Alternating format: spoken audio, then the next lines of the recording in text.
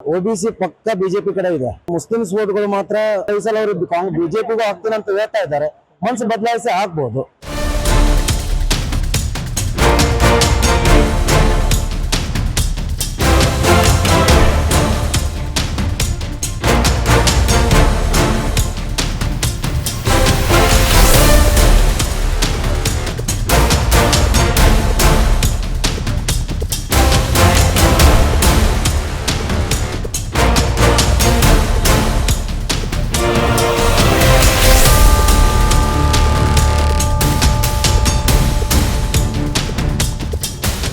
ಸಭೆ ನಡೆಸಿದ್ರು ಸರ್. ಏನು ಇದು ನಾವು ಯಾಕೆ ಮಾಡಿದ್ವಿ ಅಂದ್ರೆ, ನಾವು ಯಾವತ್ತು ಬಿಜೆಪಿ ಅವರೇ. ನಾವು ಬಿಜೆಪಿ ಯಾವತ್ತು ಎನಿ ಟೈಮ್ ಬಿಜೆಪಿಗೆ ವೋಟ್ ಮಾಡೋರು. ಆ ಕಾರಣಕ್ಕಾಗಿ ನಾವು ವಿಜೇಂದ್ರ ಬಂದಿದ್ರು, ವಿಜೇಂದ್ರ ಕರೆಸಿ ನಮಗೆ ಮುಂದೆ ಏನೋ ಆಶ್ವಾಸನೆಗಳಪ್ಪ, ನಾವು ಗೆದ್ದು ಬಂದ ಮೇಲೆ ಏನ್ ಮಾಡ್ತೀವಿ ಅನ್ನೋದು ಬೇಕಲ್ಲ. ನಾವು ಯಾವತ್ತಿದ್ರೆ ಬಿಜೆಪಿಗೆ ವೋಟ್ ಮಾಡ್ತೀವಿ. ಅದೇ ಶ್ರೀನಿವಾಸ್ ದಾಸ್ಕರಿಯಪ್ಪರು ಬಂದಿದ್ರು.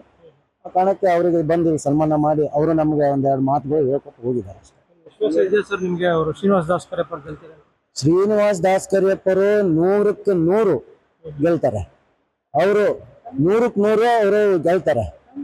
ಅದೇ ರೀತಿ ಈ ಸಲ ಟ್ರೆಂಡ್ ಚೇಂಜ್ ಆಗಿದೆ. ಇವರ ಕಾಂಗ್ರೆಸ್ನವರು ಸರ್ಕಾರ ಏನಿದೆ ಅಲ್ಲ, ಇವರು ದುರಾಳಿತವನ್ನು ನೋಡ್ಕೊಂಡು ದುರಾಳಿತ ನೋಡಿ ಸಾಕಾಗ್ಬಿಟ್ಟಿದೆ ಜನರಿಗೆ. ಅದಕ್ಕೆ ಈ ಸಲ ಮಾತ್ರ ನಮ್ಮ ದಕ್ಷಿಣದಲ್ಲಿ ಶ್ರೀನಿವಾಸ್ ದಾಸ್ಕರಿಯಪ್ಪರು ಗೆದ್ದೇ ಗೆಲ್ತಾರೆ. ಅಲ್ಪಸಂಖ್ಯಾತರು ಮತ್ತೆ ಎಲ್ಲಾರು ಓಬಿಸಿ ಎಲ್ಲಾರು ಅವ್ರ ಕಡೆ ಇದಾರೆ ಅಂತ ಹೇಳ್ತಿದ್ದಾರೆ. ಓಬಿಸಿ ಆ ಕಡೆ ಹೋಗ್ಲಿಕ್ಕೆ ಸಾಧ್ಯನೇ ಇಲ್ಲ. ಓಬಿಸಿ ಪಕ್ಕ ಬಿಜೆಪಿ ಕಡೆ ಇದೆ. ಆದ್ರೇನು ಮುಸ್ಲಿಮ್ಸ್ ವೋಟ್ಗಳು ಮಾತ್ರ ಪಕ್ಷೇತರಕ್ಕೆ ಇದಕ್ಕೆ ಹೋಗ್ಬೋದು. ಆ ಸಲ ಹೇಳ್ಲಿಕ್ಕೆ ಆಗಲ್ಲ. ಈ ಸಲ ಅವರು ಬಿಜೆಪಿಗೂ ಹಾಕ್ತೀನಿ ಅಂತ ಹೇಳ್ತಾ ಇದ್ದಾರೆ. ಮನಸ್ಸು ಬದಲಾಯಿಸಿ ಹಾಕ್ಬಹುದು. ನಿಮಗೆ ಶ್ರೀನಿವಾಸ್ ದಾಸ್ಕರಿಯಪ್ಪ ಗೆದ್ರೆ ಏನೆಲ್ಲ ಮಾಡ್ಬೋದು ಅನಿಸ್ತು? ಅವ್ರಿಗೆ ಭಾಷಣದಲ್ಲಿ ಹೇಳಿದ್ರು, ನನ್ನ ಒಂದು ಕಲ್ಪನೆಗಳಿದ್ದಾವೆ, ದಕ್ಷಿಣ ಭಾಗವನ್ನ ನಾನು ಒಳ್ಳೆ ರೀತಿಯಿಂದ ಅಭಿವೃದ್ಧಿ ಮಾಡ್ಬೇಕಂತೇಳಿ. ಅವ್ರು ಅಭಿವೃದ್ಧಿ ಮಾಡ್ತಾರೆ. ಯಾಕೆ ಗೊತ್ತಾ, ಅವರು ಮುಗ್ಧ ಮನಸ್ಸಿನವ್ರು. ಅವರು ಬಡವರದ್ದು ಕಷ್ಟ ಏನು ಅಂತ ಎಲ್ಲ ಗೊತ್ತಿದೆ ಅವರಿಗೆ. ಆ ಕಾರಣಕ್ಕೆ ಅವರು ಒಳ್ಳೆ ಕೆಲಸಗಳನ್ನು ಮಾಡ್ತಾರೆ. ಮತ್ತೆ ಈ ಸಲ ಅವರು ಗೆದ್ದೇ ಗೆಲ್ತಾರೆ. ರಾಜ್ಯ ಸರ್ಕಾರ ಕಾಂಗ್ರೆಸ್ ಇದೆ, ಜೊತೆಗೆ ಇಲ್ಲಿ ಸಚಿವರಿದ್ದಾರೆ. ಸೊ ಹಾಗಾಗಿ ನಮಗೆ ಗೆಲ್ಲುವ ಅಂತ ಹೇಳ್ತಾರೆ. ನೋಡ್ರಿ, ಕಾಂಗ್ರೆಸ್ ಸರ್ಕಾರ ಇದೆ ಹೌದು. ಆದ್ರೆ ಅವ್ರ ಮಂತ್ರಿಗಳು ಇಲ್ಲಿ ಬಂದು 15 ಮಂತ್ರಿಗಳು ಬಂದು ನಿಂತಿದ್ದಾರೆ. ಸುಟ್ಕೇಸಲ್ಲಿ ದುಡ್ಡು ತಗೊಂಡ್ ಬಂದು ಕುತ್ಕೊಂಡಿದ್ದಾರೆ. ಆದ್ರೆ ಇಲ್ಲಿಯ ನಮ್ಮ ಈ ಏನು ಓಟ್ ಹಾಕೋರು ಇದ್ದಾರಲ್ಲ, ಅವರು ಬಹಳ ಬುದ್ಧಿವಂತರಿದ್ದಾರೆ ದಕ್ಷಿಣದಲ್ಲಿ. ಈ ಸಲ ಮಾತ್ರ ಕಾಂಗ್ರೆಸ್ಗೆ ಒಳ್ಳೆ ತಕ್ಕ ಶಾಸ್ತ್ರ ಮಾಡ್ತಾರೆ.